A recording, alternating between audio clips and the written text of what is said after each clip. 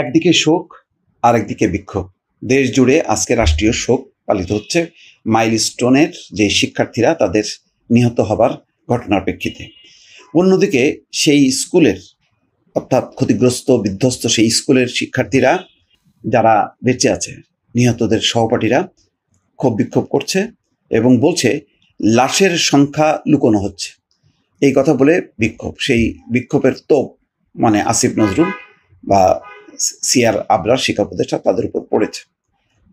আসলে কি তাই? আমি কিছুক্ষণ আগে দেখলাম যে এই নিহতদের যে সংখ্যা, সেই সংখ্যা বা তাদের পরিচয় বা নিখোঁজ যাই হোক না কেন, সকল তথ্য স্কুল কর্তৃপক্ষ দেবে এমন একটা মানে স্ক্রলে আসছে। তাদেরকে বলা হচ্ছে যে স্কুলের সঙ্গে যোগাযোগ করতে। আসলে বিষয়টা হচ্ছে এটা, তারা এই ঘটনার আকস্মিকতায় বিহ্বল হয়ে পড়েছে। তারা বিক্ষুব্ধ যে ওই স্কুলের কাছে কেন সেটা ভেঙে পড়লো। তার মানে হচ্ছে এই প্রশিক্ষণ মানে বিমানটা যদি এখানে না উঠতো, প্রশিক্ষণ কাজটা যদি এখানে না চলতো, তাহলে আজকে এই দুর্ঘটনার মধ্যে পড়তো না, এমন একটা ধারণা। আসলে এটা একদিকে সত্য যে জনবহুল কোনো জায়গায় কোনো প্রশিক্ষণ বিমান এটা থাকতে পারে না, এটা যে কোনো মুহূর্তেই ভাঙতে পারে, হতে পারে।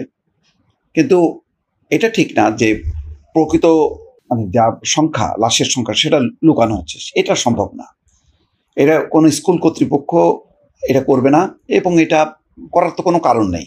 প্রত্যন্ত অঞ্চলে, উপকূলীয় অঞ্চলের একটা বিচ্ছিন্ন কোনো দ্বীপে এমন ঘটনা ঘটেনি। এরকম রাজধানীর এখানে যেই মা, যেই বাবা তার সন্তানকে খুঁজে পাবে না, তখনই চিহ্নিত হবে যে তারা নিহত হয়েছে বা তারা নিহত হয়ে এমন অবস্থা যে তাদেরকে খুঁজে পাওয়া যাচ্ছে না। ফলে খুঁজে তাদেরকে বের করার দায়িত্ব স্কুল কর্তৃপক্ষ। এখন সমস্ত কিছু পরিস্থিতি নিয়ন্ত্রণে আসে নাই। এটা যদি কেউ বলে যে কালকের যে দুপুর 1:18 যে ঘটনার পর যে ভয়াবহতা আর আজকের মধ্যে পুরো পরিস্থিতিটা নিয়ন্ত্রণে এসছে, সেটা মনে করার কারণ নেই।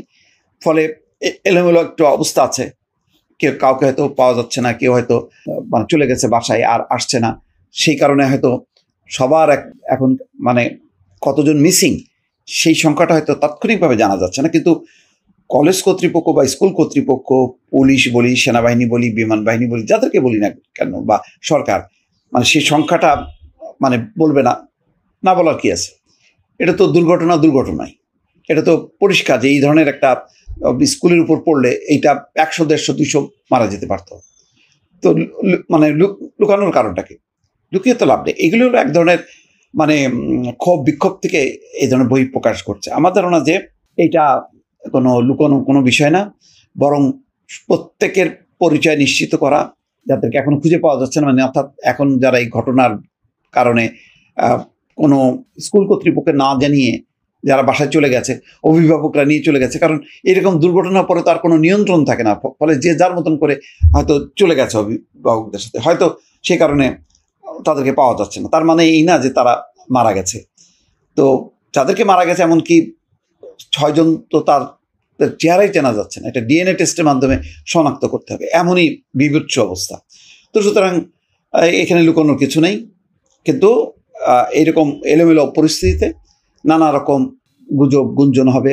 আর আমরা তো এমনিতেও এই সমস্তগুলোতে সন্দেহ বিশ্বাস আমাদের মানে ধারাবাহিকতা অনুযায়ী পূর্বের যেই সরকার প্রশাসনের অস্বচ্ছতার কারণে এক ধরনের সন্দেহ যে সরকার বোধহয় এটা লুকাচ্ছে, কর্তৃপক্ষ বোধহয় এটা লুকাচ্ছে, সেরকম একটি পরিস্থিতি। সেই পরিস্থিতির মধ্যে আজকে 2 জন উপদেষ্টা তারা ভুয়া শব্দ শুনেছেন, বিক্ষোভ হয়েছে, তাদের সঙ্গে আলোচনা হচ্ছে। যদি এরকম লুকানোর কোনো টেন্ডেন্সি থাকতো, তাহলে স্কুল বন্ধ করে দিয়ে পুরো খালি করে দিয়ে ওটা ঘিরে রাখতো আইন শৃঙ্খলা রক্ষাকারী বাহিনী, এবং উপদেষ্টারাও সেখানে যেতেন না।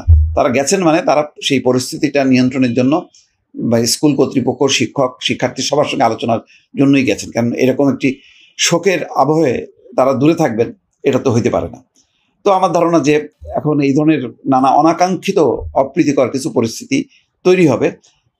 এই পরিস্থিতিটাকে ধৈর্য সহকারে মোকাবেলা করতে হবে, এটাই হচ্ছে করণীয়। এখন দর্শক ভালো থাকবেন।